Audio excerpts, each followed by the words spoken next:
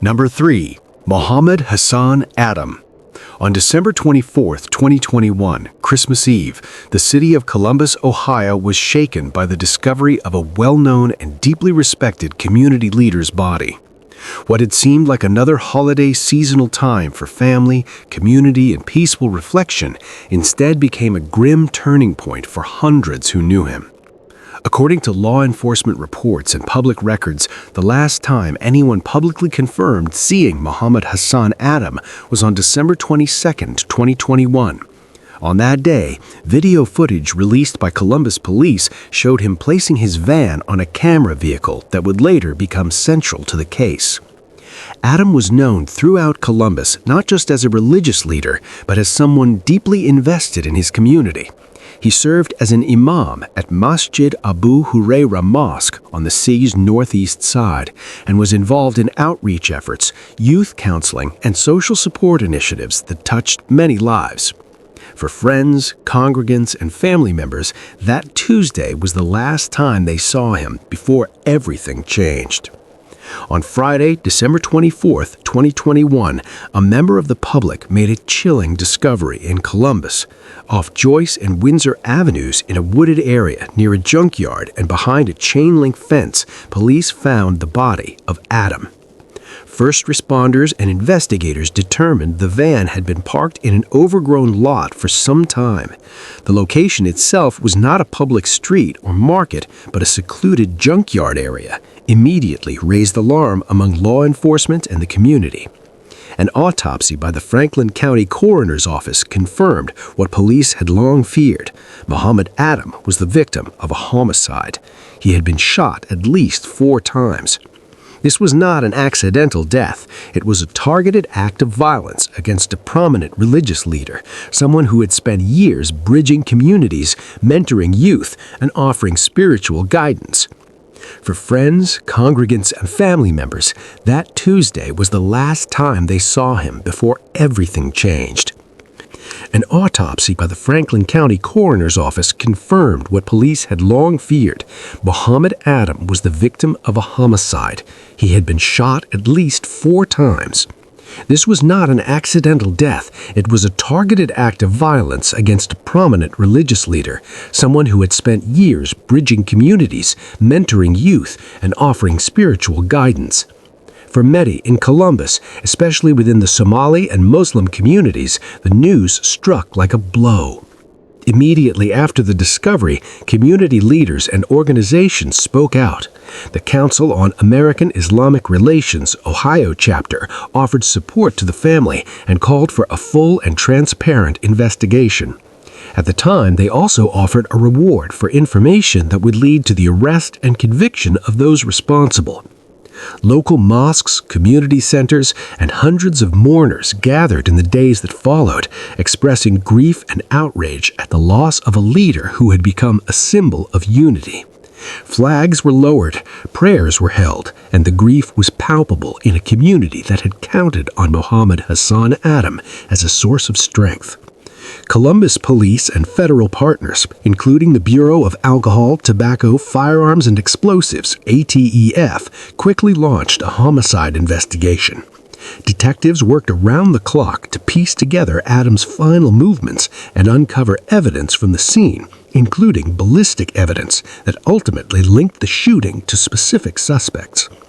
Part of the early investigation included releasing the surveillance footage from December 22nd, showing the van, the same vehicle in which his body was later found.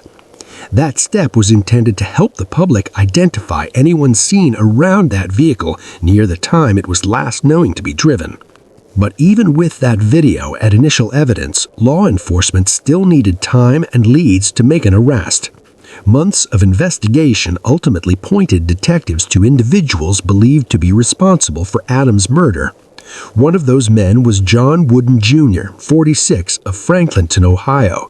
In February 2022, charging information was publicly available, indicating that Wooden was expected to face murder charges in connection with the shooting death of Imam Mohammed Hassan Adam. According to court records and local reporting, Wooden had been in custody on a separate federal weapons charge when investigators identified him as a suspect in the Adam case and executed a search warrant at the home where he had been living. During that search, law enforcement recovered firearms believed to be linked to the crime. These details did more than just place a suspect on the law enforcement's radar. They gave prosecutors the evidence they needed to pursue a prosecution in a case that had stunned the community and drawn national attention. As the investigation advanced, Adam's family continued pleading publicly for justice. His daughter, Shukri Hassan, made a poignant public statement at the time demanding accountability, saying that her family couldn't begin to heal until the person responsible for her father's death was held accountable. The emotional toll was immense. Hundreds of community members attended his funeral, some traveling from across the country and even internationally, paying tribute to a man who had become beloved by many far beyond his local mosque. On social media and in interviews, community leaders described Adam not just as a spiritual leader, but as a mentor, counselor, and pillar of support for local families, youth groups, and newly arrived immigrants. After years of legal proceedings, the case took a major turn in October 2023 when a Franklin County jury found John Wooden Jr. guilty on multiple charges related to the killing of Muhammad Hassan Adam. These included aggravated murder, aggravated kidnapping, aggravated robbery. Prosecutors presented evidence that Wooden and an accomplice, Isaiah Brown Miller, had kidnapped, robbed, and shot Adam in a vacant lot in Columbus's South Linden neighborhood in December 2021. That conviction marked a seismic shift in what had been an open and painful chapter for the community, turning a long, unresolved case into one that finally produced a guilty verdict. The judicial process continued into 2024, and on March 7, 2024, sentencing was handed down for both men involved in the death of Imam Muhammad Hassan Adam. John Wooden Jr. received a sentence designed to ensure he would not be eligible for parole for decades, effectively a life sentence with over 70 years in prison before eligibility for release. The severity of the sentence reflected the gravity of the crimes, not only the murder itself, but the kidnapping and robbery tied to it, and was intended to provide a measure of justice for the victim's family and community. Meanwhile, Isaiah Brown Miller, 24, was sentenced to 26 to 31 years in prison for his role in the kidnapping and robbery associated with the crime. The courtroom was filled with clergy, family, and community members who had waited years for accountability, a moment that brought relief to some and tears to others. Number 2. James W. Edward Wade. On Christmas Eve morning, December 24th, 2016, a city waking up for a holiday instead found itself confronting tragedy. A man had been fatally shot in his own neighborhood in Columbus, Ohio. The victim was James W. Edward Wade, a 45-year-old man. In the early morning of Saturday, December 24, 2016, at approximately 6:52 a.m., Columbus police and first responders were dispatched to a residential area in North Columbus near the intersection of Brynwood Place and Noe Bixby Road, following reports of a shooting. What they found was a man lying in the yard of a home suffering from multiple gunshot wounds. That man was James W. Edward Wade. Investigators later determined that James had been shot to death at the scene. Given the nature of the injuries and the position of the body, police treated the incident as a homicide and intentional killing. The early morning hours of Christmas Eve added a jarring note to the event.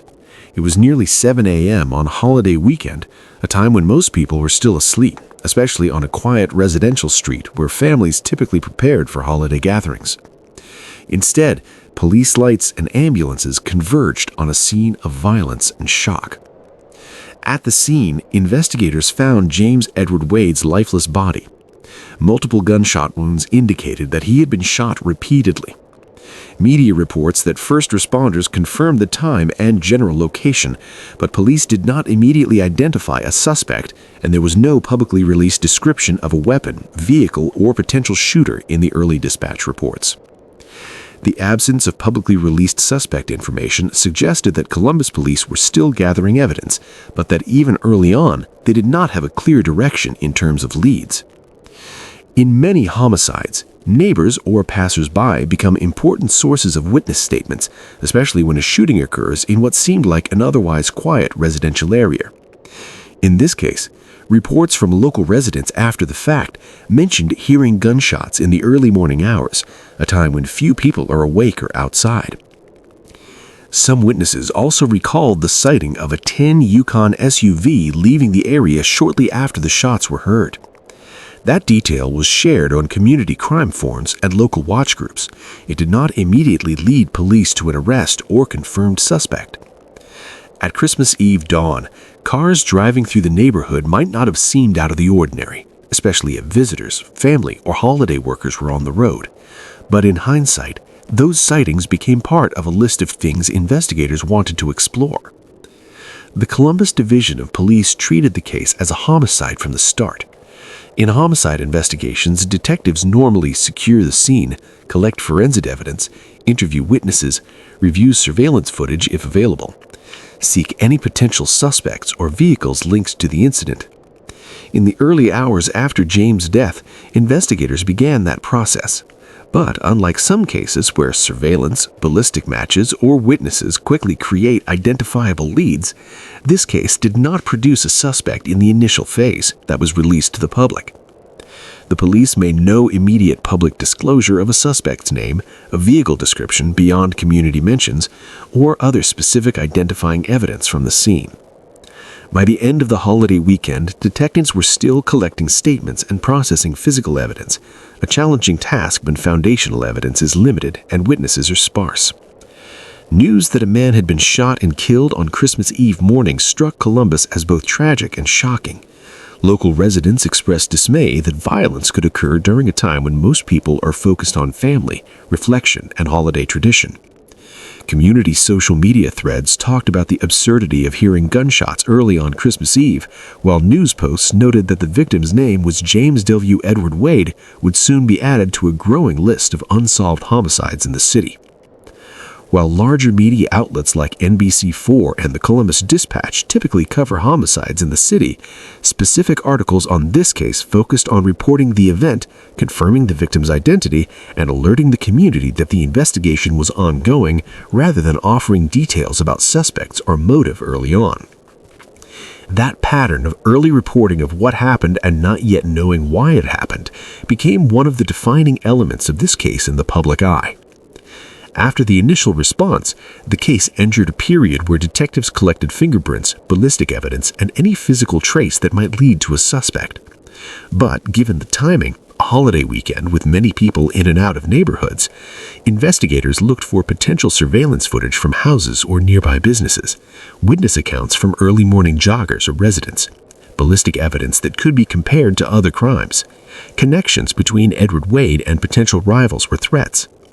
But while those avenues are standard in homicide investigations, no publicly released updates indicated that any of them resulted in a confirmed person of interest or arrest in the days immediately after the crime. By the end of 2016, the case had moved into the Columbus Police Cold Case Homicide Unit, meaning that it was unresolved and detectives were awaiting further evidence, tips, or leads that could break the case open. The Columbus Homicide Cold Case Unit maintains an archive of unresolved cases, including homicides that did not result in arrest or conviction. In their 2016 archive, the unit lists James W. Edward Wade, age 45, as a homicide victim whose case remains open and unsolved. When a case becomes a cold case, investigators often return to it periodically, especially when new forensic technology becomes available. Old evidence could be retested, such as DNA or ballistics. Someone with knowledge comes forward with a tip, or patterns emerge connecting the case to other crimes. But for James's case, none of these developments has yet resulted in a publicly reported breakthrough, at least not in reliable news coverage or in the official Columbus Police Cold Case list. That silence doesn't necessarily mean detectives stopped working. It means that publicly no arrest, no charges, and no conviction has been announced. One of the few declared bits of community conversation about the incident was a mention on crime forums of a tan Yukon SUV seen leaving the area shortly after gunshots were heard. That kind of detail matters because it could potentially help investigators narrow down a search if the vehicle were ever verified by police and connected to a person of interest. But vehicle scene reports can also be misleading when they come from memory days later. People may misremember colors, models, or timing, especially when the sighting occurred in the early morning darkness of a residential street. Unless police publicly confirm that such a vehicle was linked through surveillance or testimony, it remains an unverified piece of possible detail from circulating community discussion, not confirmed evidence. Why does this case remain unsolved? Unsolved homicides exist for many reasons: limited evidence at the scene, lack of witness cooperation, no clear suspects identified early, forensic evidence that cannot yet be matched, insufficient motive to narrow suspects, the passage of time diminishing leads. In James's case, the early morning timing, the lack of an obvious motive, and the absence of strong suspect leads made the case exceptionally difficult to advance. Cold cases sometimes wait decades before a key witness emerges, or a piece of evidence is finally connected to a suspect through technological advancements. But until then, the case of James W. Edward Wade remains one of Columbus's unanswered tragedies, a homicide on a holiday morning that still begs for closure. On a morning meant for hope and families gathering, James's life was taken in a violent and unexplained way. The streets of Columbus were quiet for the holiday. Early light was just beginning to touch the winter sky. Yet somewhere near Brynwood Place, gunshots ended a life and began a mystery. Years later, the questions remain. Who fired the shots? Why James? Was it a random act or something deeper? Will someone finally come forward with the answer? Until then, this remains what it has been since Christmas Eve 2016. A life lost, a family searching, and a community asking why. Number 1. Jonathan Foster. Jonathan Foster was a 12-year-old boy living in Houston. He was described by those who knew him as a happy, outgoing fifth grader who enjoyed typical childhood activities and was well-liked in his neighborhood. In the months before his disappearance, Jonathan had moved back to Houston to live with his mother, Angela Davis, after previously living with his grandparents and uncle in Missouri. He attended Durham Elementary School, and family members noted that he had a normal life for a boy his age, the sort of life many believed that shouldn't have ended in tragedy. Friday, December 24th, 2010. Christmas Eve started like many other days for Jonathan. According to family and later law enforcement statements, Jonathan was at home on Oak Street in Houston. His mother, Angela Davis, was at work early in the afternoon. Jonathan was said to be home alone at some point playing video games. Around 3:45 p.m., Jonathan's stepfather, David Davis, told police he was last at home and saw Jonathan safe. But when Jonathan's mother returned from work, she found that Jonathan was gone and no one was home. There was no sign of a break-in or struggle at the residence, and nothing was reported missing, which led investigators to initially treat Jonathan's disappearance as potentially non-accidental. Shortly after Jonathan was reported missing, a strange phone call added confusion and alarm. Someone called his mother's workplace asking for Jonathan, and when she called back, a voice with a different tone answered and hung up. Police described that call as alarming and included it in their early investigation, noting there were details that didn't add up. By December 28, 2010, Jonathan had still not been found, and Houston police grew increasingly worried. That day, authorities issued an Amber Alert for him, a sign that law enforcement believed he had been abducted rather than merely wandered off. Police searched the duplex where Jonathan was last seen, collected evidence, and worked with volunteers from organizations like Texas EquiSearch, who joined the search efforts. Investigators told reporters they were convinced foul play may be involved, even at this early stage. On Tuesday, December 28, 2010, a body was found in a ditch in northeast Houston. The discovery was made in a drainage culvert off East Hardy near Schilder Drive, a location several miles from Jonathan's home. The body was severely burned and unrecognizable, prompting investigators to rely on dental records to confirm it was indeed Jonathan. The medical examiner's office also determined that the child had been killed before being burned, meaning he was killed, then his body was burned nearly beyond recognition to conceal the crime. Within a few days, law enforcement identified a suspect in Jonathan's disappearance and murder, 44-year-old Mona Yvette Nelson, a family acquaintance of the Foster family. Houston police announced that Nelson had been arrested and charged with capital murder in connection with Jonathan's death. She was held without bond. Detectives pointed to surveillance video from near the site where the body was found.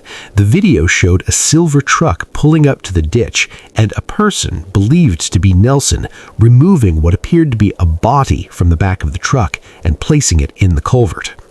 Additionally, investigators reported finding evidence in Nelson's apartment, including burned carpet and twine, matching ties used on Jonathan's wrists, as well as welding tools that could have been used to burn the body. Police told reporters that Jonathan may have been killed and his body burned at Nelson's residence before being transported and dumped in the ditch. In the days after her arrest, Nelson made her first court appearances, where she asserted her innocence. Prosecutors noted that no motive had yet been established publicly, and they were proceeding carefully, aiming to gather all evidence before presenting the case to a grand jury. Nelson's defense at times offered alternative explanations, including a claim that she was paid to dump a container in the ditch without knowing its contents. But these explanations were sharply contradicted by police evidence, including surveillance footage and physical matches at her home. Medical and trial testimony later brought additional detail to the case. An expert testifying about the autopsy noted that Jonathan's body was so severely burned that it was almost impossible to determine the exact cause of death from the charred remains. The defense's own expert conceded there was no affirmative evidence of how he died, though there was a contusion on his chest that could be consistent with force. What was clear was that Jonathan was dead before he was burned, as the burning did not show signs of inhalation or trauma consistent with life at the time of burning. On January 4, 2011, family and friends gathered for Jonathan's funeral, mourning the loss of a boy whose life ended in violence on what should have been a joyous holiday. Nelson's trial moved forward in the years after her arrest, including testimony about the autopsy and details of the physical evidence investigators found. Court records from 2013 confirmed that her trial included expert testimony on how the child's body was burned, and that authorities continued to seek explanation for the sequence of events. Prosecutors at trial reiterated that they had no clear motive publicly established for why Jonathan was killed, and that determining motive would be central to convincing the judge of her guilt in the capital murder charge. If you've made it this far, thank you for watching.